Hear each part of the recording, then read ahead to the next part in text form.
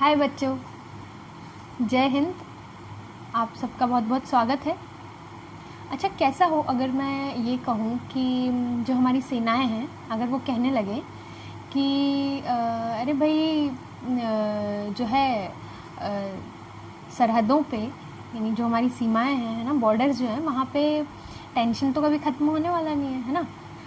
वहाँ पर हमेशा जो दुश्मन देश हैं हमारे, वो अटैक तो करते रहेंगे।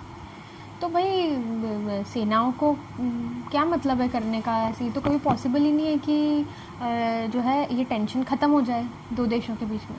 तो क्या मतलब है सेना रखने से? अगर सेना ऐसा कहने लगे तो तुम क्या बोलोगे? तुम बोलोगे कि क्या पागलपंती की बात कर रहे हो, सेना का रखना तो बहुत ज़रूरी है। तो भाई सेना अपना कर्तव्य निभा रही है, बराबर है। तो क्या आप अपना कर्तव्य निभा रहे हैं? क्या मैं अपना कर्तव्य निभा रही हूँ? अगर मैं ये कहने लगूँ कि अरे चाइनीज़ प्रोडक्ट्स का बहिष्कार करके, यूज़ ना करके हम क्या कर लेंगे, ये इतना इम्पॉसिबल है,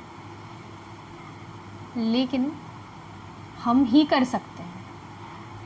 तो आपके पास जो चाइनीज़ प्रोडक्ट्स हैं वो तो ओके, मेरे पास भी है, लेकिन हम कोशिश करें कि आगे से कोई भी चाइनीज़ प्रोडक्ट हम न खरीदें, क्योंकि हमारे जो जवान हैं वो बलिदान दे रहे हैं हमारे लिए, उनकी फैमिलीज़ बलिदान दे रही हैं सिर्फ़ और सिर्फ हमारे लिए। तो उन्हीं को नमन करते हुए मैं आज का लेक्चर शुरू करती हूँ। तो आज हम लोग ज्योग्राफी का पहला चैप्टर करेंगे, रिसोर्सेज एंड डेवलपमेंट, है ना। तो रिसोर्सेज मतलब क्या होता है? संसाधन, ठीक है, हिंदी में कहते हैं रिसोर्सेज एंड डेवलपमेंट। रिसोर्स यानी संसाधन और विकास, ठीक है। इन दोनों शब्दों को एक साथ क्यों लिया गया? क्योंकि जो रिसोर्सेज होते हैं, जो संसाधन होते हैं, उसी से तो विकास होगा। अब रिसोर्सेज क्या होते हैं तुमको पता है, ठीक है। नेचुरल रिसोर्सेज होते हैं, फिर क्या बोलते हैं, मैन मेड रिसोर्सेज होते हैं। वो सब हम इसमें देखने वाले हैं। मैं सोच रही थी शायद ज्योग्राफी ना पढ़ाऊँ, लेकिन ठीक है, हम पढ़ लेते हैं इसको भी, फटाफट करेंगे हम इसको, है ना, इसमें क्योंकि कुछ बहुत ही बेसिक सी चीज़ें हैं इसमें। तो व्हाट इज़ अ रिसोर्स? कोई भी ऐसी चीज़ जो तुम्हारी स्टार्टिंग में ही देखो डेफिनेशन दी हुई है, everything available in our environment which can be use to satisfy our needs provided it is technologically accessible. Provided यानी कि बशर्ते कि वो टेक्नोलॉजिकली एक्सेसिबल हो, economically feasible and culturally acceptable can be termed as a resource. देखो तीन बातें आई हैं। कोई भी चीज़ जो कि हमको प्रकृति ने दी हुई है, ठीक है, जो हमारी नीड्स को पूरा करती हो, पर बशर्ते कि वो क्या होनी चाहिए? टेक्नोलॉजिकली एक्सेसिबल होना चाहिए। मतलब भाई हमारे पास वो तकनीक होनी चाहिए कि हम उसको निकाल सकें। फॉर एग्जांपल मैं बताती हूँ, मान लो चंद्रमा पे बहुत सारा सोना है, मान के चलो, ठीक है, चंद्रमा के अंदर बहुत सोना भैया, उसको खोद खोद के खूब सोना। तो क्या हम चंद्रमा पे जाके सोना लेकर आएंगे क्या? दिस इज़ वेरी इनसेन, ये मूर्खतापूर्ण बात है, ठीक है। तो टेक्नोलॉजिकली एक्सेसिबल है क्या? यहाँ से मून पे जाके वहाँ से खूब सारा सोना लेके आना, अगर मान लो मून पूरा सोने से बना हुआ है तो, ठीक है, नहीं है। तो रिसोर्स वो हमारे काम का है जो हम एक्सेसिबल हो हमारे लिए, है ना, जो हम ले सकें, निकाल सकें। इकोनॉमिकली फीजिबल, फीजिबल मतलब हम उसको पैसा हम खर्च कर सकें, ठीक है, यानी हमारे लिए वो जो है ऐसा हो कि भाई हाँ, हम पैसा खर्च कर सकते हैं इसके ऊपर, है ना। जैसे एग्जांपल, इंडिया जो है उसके पास खुद के जो है पेट्रोल रिजर्व्स नहीं है ज़्यादा, है ना। पेट्रोल हमारे यहाँ पे ज़्यादा नहीं निकलता, हम जनरली सऊदी अरब से इंपोर्ट करते हैं पेट्रोल, है ना, दूसरे देशों से लेते हैं। क्यों? क्योंकि वो हमारे लिए इकोनॉमिकली फिजिबल नहीं है कि हम यहाँ पे अपने जो कोस्टल एरियाज, देखो इंडिया का तुम मैप देखोगे तो 3 साइड से समंदर से घिरा हुआ है, और समंदर में काफ़ी जो है पॉसिबिलिटी होती है कि आपको तेल मिल जाए, यानी पेट्रोलियम जो है वो टैप कर सकते हो, आप निकाल सकते हो, लेकिन उसके लिए बहुत बड़ा सेटअप चाहिए होता है, बहुत पैसा चाहिए उसके लिए, है ना। तो वो इकोनॉमिकली हमारे लिए फिजिबल है क्या? वो नहीं है, ठीक है। तो technologically accessible, economically feasible and culturally acceptable. Culturally acceptable क्यों ऐड किया है इसमें? जैसे मान लो कि कोई सा एक जंगल है, ठीक है। अब उस जंगल में ऐसे पेड़ हैं जिसमें से कुछ निकलता है। मान के चलो कि टिम्बर का जंगल, टिम्बर मतलब वो होती है ना तुम्हारे जो सोफ़े वगैरह बनते हैं, टिम्बर बहुत अच्छी लकड़ी होती है, लकड़ी। तो मान लो कि वो टिम्बर का जंगल है, लेकिन उस जंगल में कुछ जनजातियाँ रहती हैं, है ना, कुछ ट्राइब्स रहती हैं। तो अगर मैंने बोला यार ये तो बढ़िया नीति मिल रही है, बहुत सारी अच्छी टिम्बर की लकड़ी, तो मैं तो इसको कटवा लेता हूँ, ठीक है। लेकिन वहाँ पे क्या हो रहा है कि एक पूरे का पूरे कल्चर डिस्ट्रॉय हो जाएगा ना, जो ट्राइब्स वहाँ रहती हैं वो पूरा का पूरा कल्चर डिस्ट्रॉय होगा। तो it should be culturally acceptable,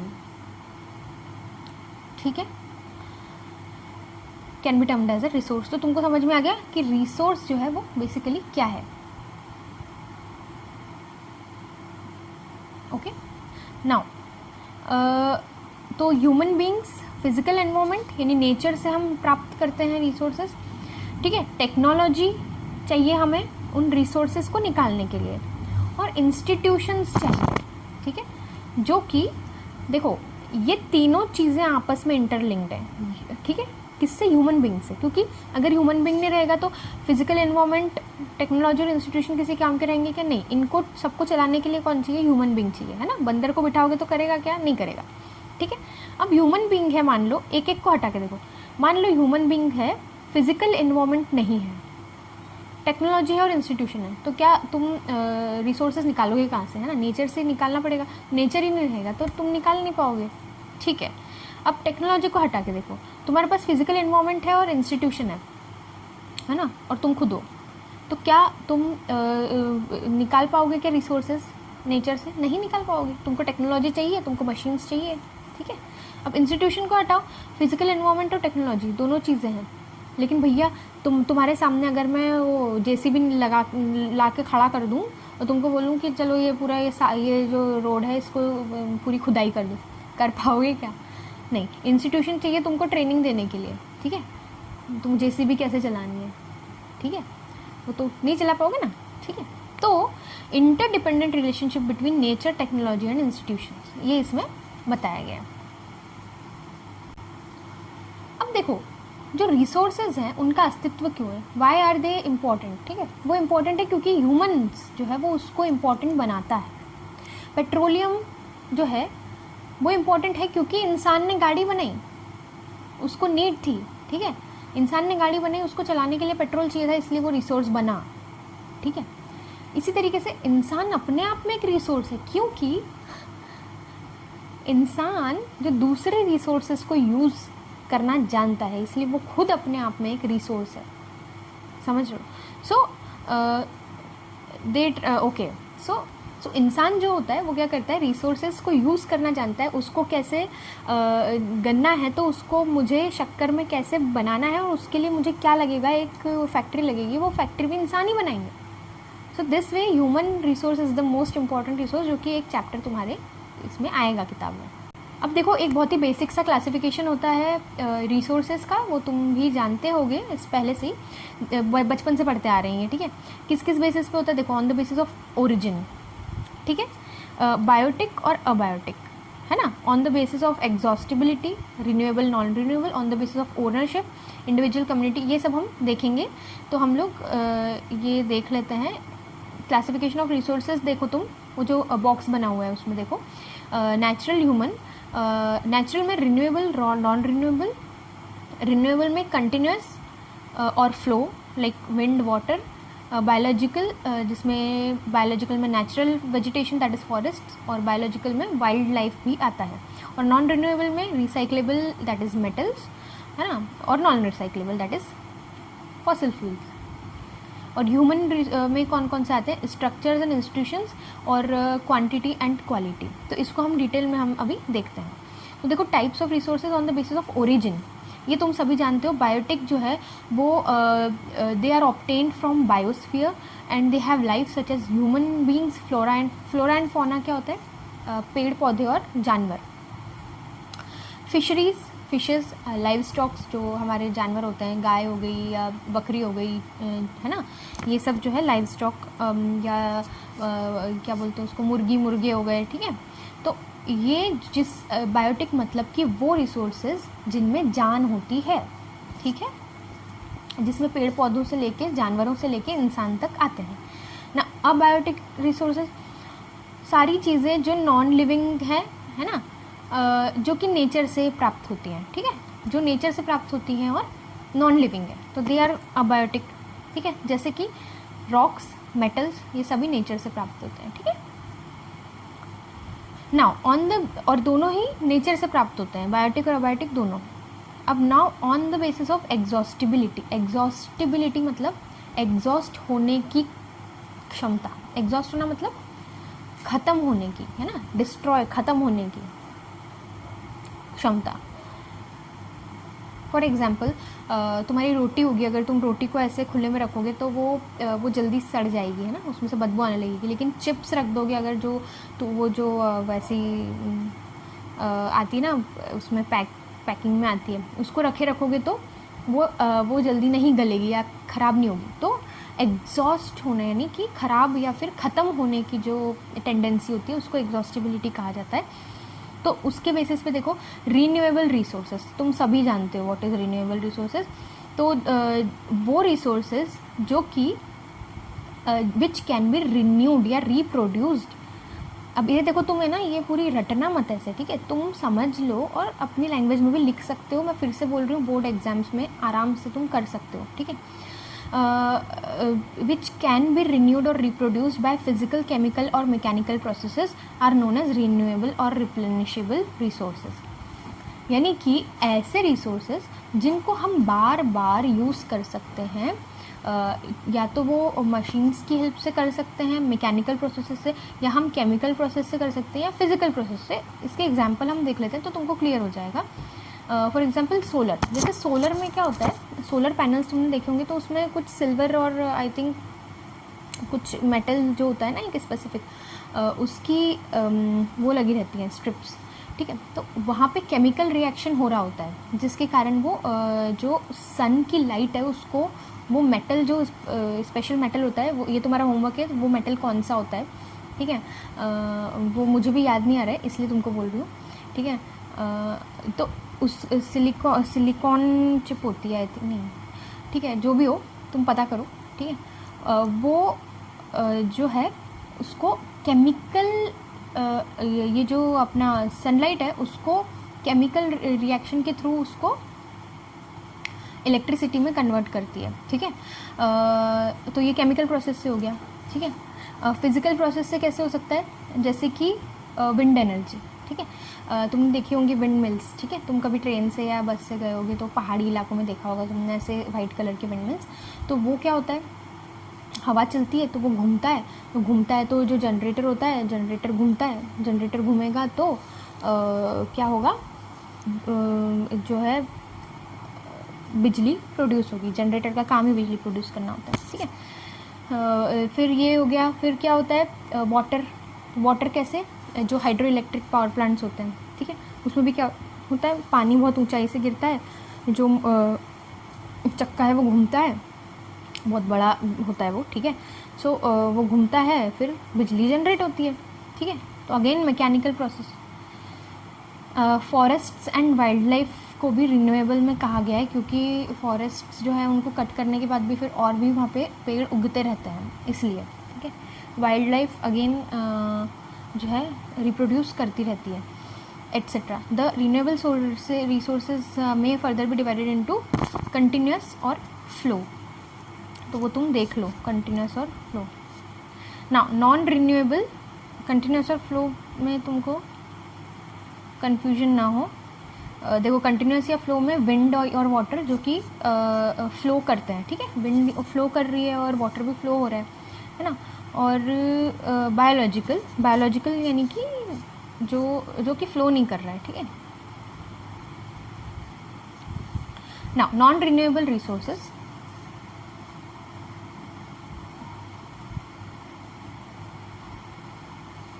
non renewable resources में क्या होता है तुमको पता है, these occur over a very long geological time. हमें पता है कि जो पत्तियाँ या जो जानवर मरते हैं, है ना, और जो समंदर के किनारे जो बहुत सारी मछलियाँ मरती हैं, तो वो फिर नीचे नीचे नीचे नीचे वो यानी लेयर बाय लेयर जो फॉसिल होता है वो नीचे जाता जाता है, और फिर वो धीरे धीरे जब जैसे जैसे सॉइल की लेयर ऊपर ऊपर बढ़ती जाती है, तो नीचे जो है एक पेट्रोल जो हम जिसको कहते हैं, या जो तेल है, वो बनता जाता है ना।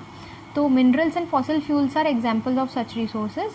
These resources take millions of years, point to be noted, in their formation. Some of these resources like metals and okay, इनमें से कुछ जो resources होते हैं वो metals होते हैं, वो recyclable होते हैं, है ना। और कुछ जो होते हैं मतलब मेटल्स जो होते हैं जैसे कॉपर है या एल्यूमिनियम है, तो उसका कुछ प्रोडक्ट बना अगर, तो उसको वापस रिसाइकल किया जा सकता है ना, वापस दूसरा मटेरियल बनाया जा सकता है। लेकिन कुछ जैसे कि अपना जो तेल होता है, या सॉरी तेल मतलब तुम ऑयल, अपना जो पेट्रोल है वो समझना, ठीक है। They can not be recycled and get exhausted with their use, है ना। Now on the basis of ownership, है ना, तो ओनरशिप के बेसिस पे क्या है, देखो इंडिविजुअल रिसोर्सेज, ठीक है। इंडिविजुअल रिसोर्सेज में देखो क्या होता है कि ऐसे रिसोर्सेज जो कि कोई इंडिविजुअल ओन करता है, ठीक है। जैसे कि तुम्हारा कोई प्लॉट हो सकता है, तुम्हारा घर है खुद का, है ना, अगर ख़रीदा हुआ, ठीक है, या कोई सा फार्मर है तो उसकी कोई ज़मीन है ना, वो क्या हो गया, इंडिविजुअल रिसोर्स हो गया, ठीक है। Plantation, pasture lands, ponds, water and wells, they are some examples of individual, ठीक है। अब ये तुम फिर देखना और क्या हो सकता है। नाउ कम्युनिटी ओन्ड रिसोर्सेज, ठीक है, ऐसे रिसोर्सेज जो कि एक किसी बड़े एरिया के लोगों के लिए हो। फॉर एग्जांपल पार्क, ठीक है, तो पार्क जो होता है वो एक पूरी की पूरी कॉलोनी के लिए होता है ना, या एक शहर के अंदर एक पार्क है तो वो कम्युनिटी हो गया, ठीक है। जैसे देखो विलेजेस में क्या होता है, ग्रेजिंग ग्राउंड्स, है ना, अपने जानवरों को भेज सकते हैं आप, है ना, ग्रेज करने के लिए। ब्यूरियल ग्राउंड्स, है ना, जहाँ पे बरी किया जाता है, किसी की डेथ हो जाती है तो वो भी कॉमन होते हैं, वो कम्युनिटी हो गया, ठीक है। Village ponds etcetera, picnic spots etcetera, ये सब तुम समझ रहे होगे। अब आगे बढ़ते हैं। नेशनल रिसोर्सेज, ठीक है, तो हमने इंडिविजुअल रिसोर्सेज देखा, कम्युनिटी रिसोर्सेज देखा, अब हमारे नेशनल पे, है। तो देखो टेक्निकली तो सारे के सारे रिसोर्सेज वो नए नेशन को बिलोंग करते हैं। अब देखो मैं चाहती हूँ कि तुम लोग किताब भी प्लीज़ पढ़ना, ठीक है, क्योंकि पूरा किताब से ही मैं पढ़ा रही हूँ, तुमको भी एक बार रीड करना पड़ेगा, ठीक है। तो टेक्निकली सारे रिसोर्सेज नेशन को ही बिलोंग करते हैं, ठीक है। कई बार ऐसा भी होता है कि जो देश की जो सरकार होती है उसके पास कई बार ये भी अधिकार होता है कि लोगों की प्राइवेट जो प्रॉपर्टी है उसको भी जो है नेशन के हित के लिए उनसे ले ले। फॉर एग्जांपल, बेस्ट एग्जांपल मैंने तुमको डैम का बताया था कि डैम जो है वो एक बड़े एम के लिए बनाया जा रहा है भैया, बहुत लाखों लोगों को उसका फ़ायदा होने वाला है, तो जो नदी के आसपास रहने वाले लोग हैं उनको हटा दिया जाता है, तो उनकी क्या हो रहा है, प्राइवेट प्रॉपर्टी जो है उससे उनको वंचित किया जा रहा है, सही है, ठीक है। सो ये है, ठीक है। Now so the country has legal power to acquire, तो आप लोगों ने देखा होगा रोड्स बनती है, कैनाल्स बनती है, रेलवे बनता है, रेलवे की लाइंस बिछती हैं, ठीक है। कुछ जो है प्राइवेट जो कंपनीज होती हैं वो भी बिल्ड करती हैं, लेकिन generally urban development authorities get empowered by the government to acquire land, ठीक है। तो जो प्राइवेट इंडिविजुअल्स होते हैं वो सरकार से परमिशन लेते हैं कि हम यहाँ पे ये बनवाएंगे, ठीक है, इस तरीके से होता है, ठीक है। So all the minerals, water resources, forest, देखो ध्यान दो, minerals, water resources, forest, wild life, land, और लैंड कौन सा, with in the political boundaries. What is this political boundaries, जो इंडिया का जो तुम मैप देखोगे ना, ठीक है, वो, ठीक है। एंड ओशियनिक एरिया, अब देखो ओशन तो किसी के, है ना, किसी के पिताजी का राज तो है नहीं, ओशन के ऊपर इतना बड़ा सागर है, तो तुम्हारा कितने, यानी क्या है कि समुद्र से भी हम बहुत सी चीज़ें प्राप्त करते हैं, जैसे कि मछुआरे मछली लेते हैं, ठीक है। ओशन से भी बहुत सारा जो है बहुत सारे मिनरल्स प्राप्त होते हैं, बहुत सारी दूसरी चीज़ें प्राप्त होती हैं, ठीक है। तो कुछ ना कुछ तो हमें हमारे अंडर होगा कि ये इतना। और फिर क्या होता है कि नेवी वगैरह जो है क्योंकि नेवी जो है उसके तो जहाज़ है भाई, है ना। तो ऐसे तो फिर कोई भी दूसरी कंट्री का जहाज़ हमारे कंट्री के यानी पास में आ जाएगा, एकदम कोस्ट तक आ जाएगा कि भाई तुम्हारी तो तुम्हारा जो कंट्री नेशनल बाउंड्रीज है उतनी तक है ना। नहीं, ऐसा नहीं होता है। कंट्री के बाउंड्री के बाहर कुछ समंदर जो है, देखो कितना लिखा है, 12 नॉटिकल माइल्स, जो होता है 22.2 किलोमीटर, यानी कि देश की जो बाउंड्रीज है उससे 22.2 किलोमीटर तक हमारा कंट्री के अंडर है, उतना समंदर। बात समझ में आ गई? फ्रॉम द कोस्ट, समझ गए? ओके। तो उतना हमारे अंडर होता है, उतने में हमारे जो नेवी के हैं वो आ जा सकते हैं, है ना। और फिर तुमको ये भी पता होगा कि कोस्टल एरिया से जो है व्यापार वगैरह भी होता है जहाज़ों से, है ना। चीज़ें जाती हैं एक देश से दूसरी जगह, शिपिंग तुमने देखा होगा, अमेज़न वगैरह पे शॉपिंग करते होगे तो, ठीक है। नाउ इंटरनेशनल रिसोर्सेज, तो देयर आर इंटरनेशनल, एक मिनट, हाँ, there are international institutions which regulate some resources, ठीक है।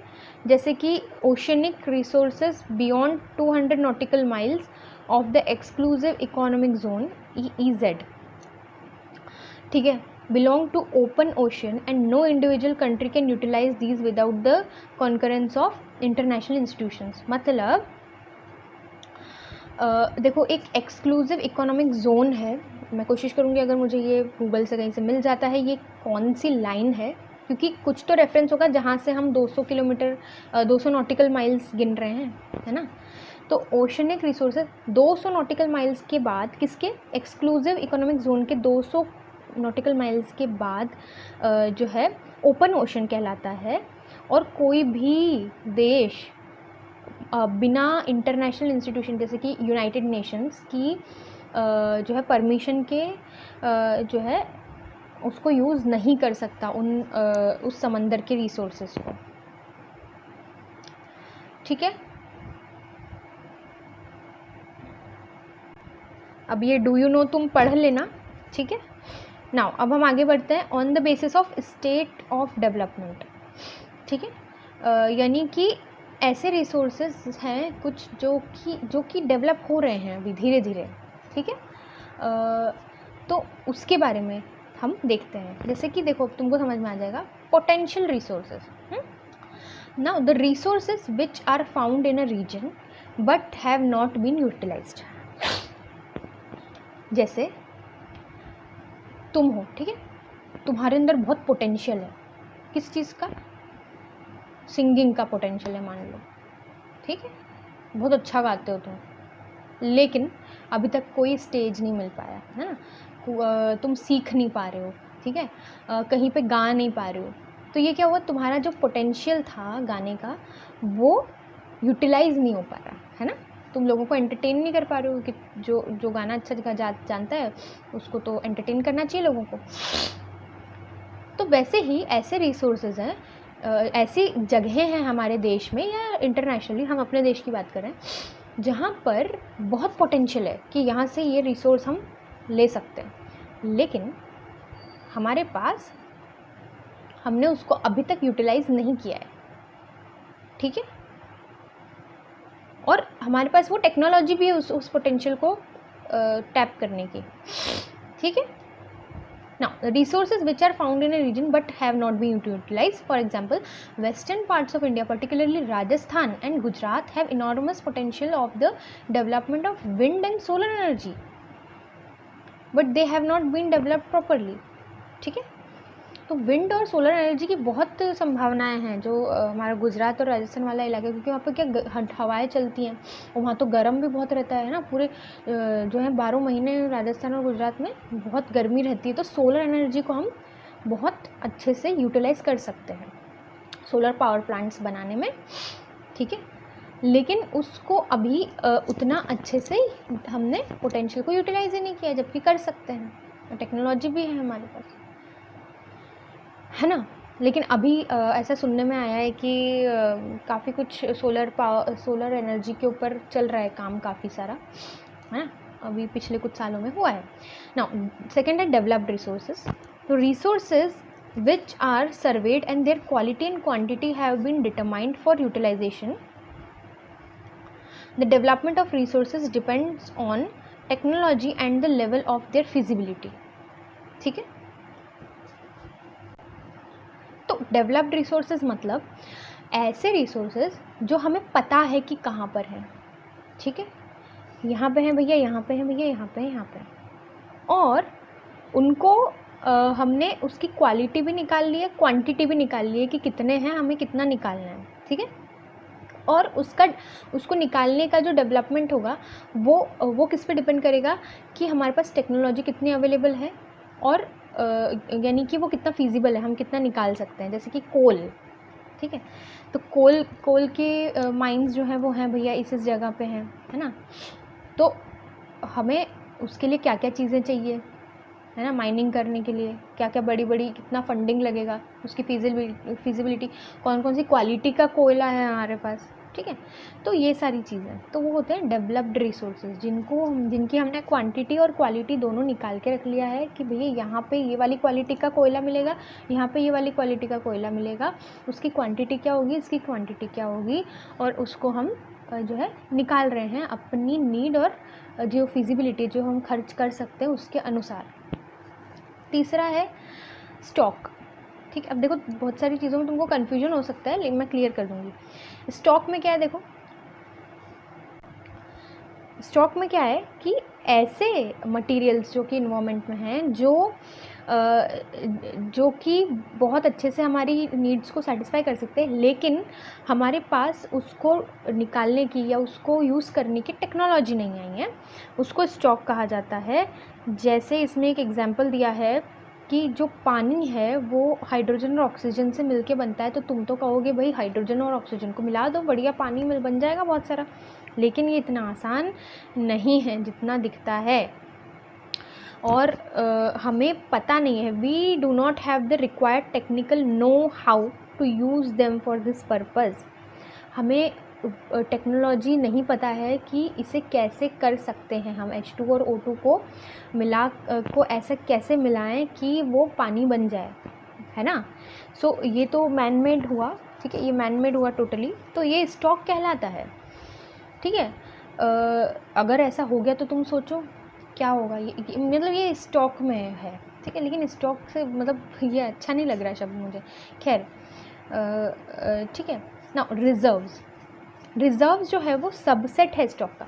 सबसेट मतलब क्या होता है, जैसे सोशल साइंस है ना, उसमें ज्योग्राफी, हिस्ट्री, ये सब क्या है, सबसेट है।